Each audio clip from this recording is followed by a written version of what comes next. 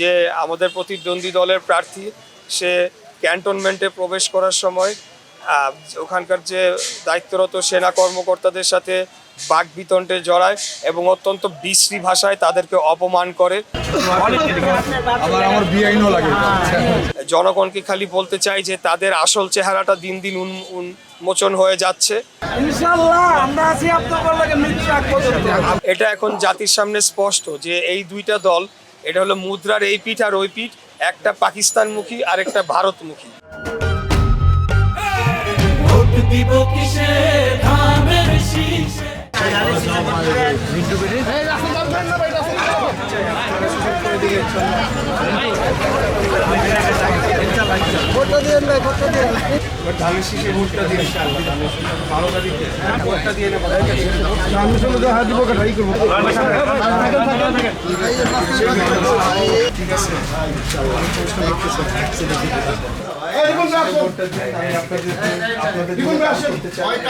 আপনারা সহযোগিতা করলে ইনশাআল্লাহ সফলভাবে চাই, ভোট চাই, আমরা কাজ করতে চাই। আপনারা ভোট দিয়ে যদি সুযোগ করে দেন তাহলে পারবো। ভাই ভালো আছেন? ভাই ভালো আছেন? ধানের শীষে ভোটটা দিয়ে নেবার আমাকে কাজ করার সুযোগ করে দিন। আপনারা আপনাদের পরিবারকেও আমার সালাম পৌঁছায় দিন।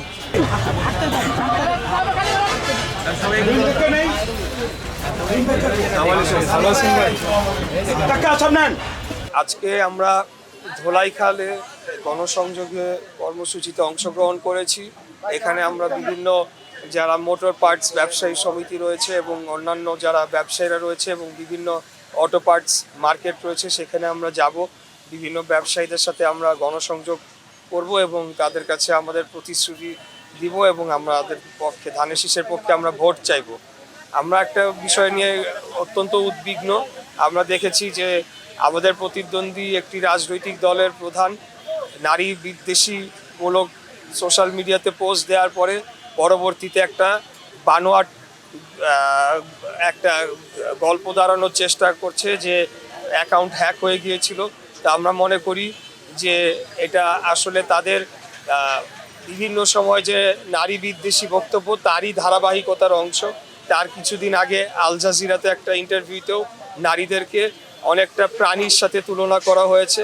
তো একজন নারীকে মানুষ হিসাবে দেখতে হবে প্রথম পরিচয়, আর তারপরে তাদেরকে অন্যভাবে ট্রিট করার বিষয়টি, এটি নিয়ে আমরা অত্যন্ত উদ্বিগ্ন রয়েছি। আর আরেকটি বিষয় হচ্ছে, আজকে আমরা দেখেছি ঢাকা 17 আসনের যে আমাদের প্রতিদ্বন্দ্বী দলের প্রার্থী সে ক্যান্টনমেন্টে প্রবেশ করার সময় ওখানকার যে দায়িত্বরত সেনা কর্মকর্তাদের সাথে বাকবিতণ্ডে জড়ায় এবং অত্যন্ত বিশ্রী ভাষায় তাদেরকে অপমান করে এবং পুরো সেনাবাহিনীকে অপমান করেছে এবং তাদেরকে এমনও কথা বলেছে যে জিহ্বা দিয়ে রাস্তা পরিষ্কার করে দেওয়া হচ্ছে।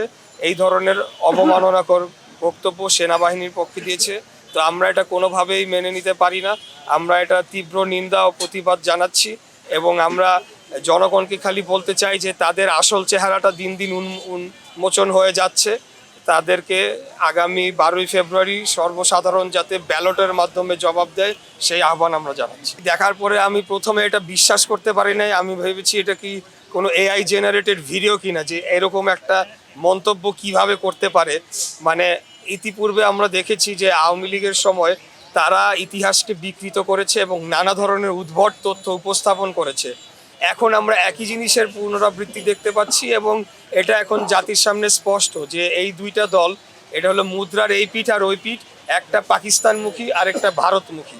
তারা ইতিহাসকে বিকৃত করার চেষ্টা করছে এবং এই বিষয়ে যার উদ্ধৃতি দেওয়া হয়েছে কর্নেল অলি আহমেদ, উনি নিজেও এটা সম্পূর্ণ অস্বীকার করেছেন এবং বলেছেন যে এটা অসত্য তথ্য।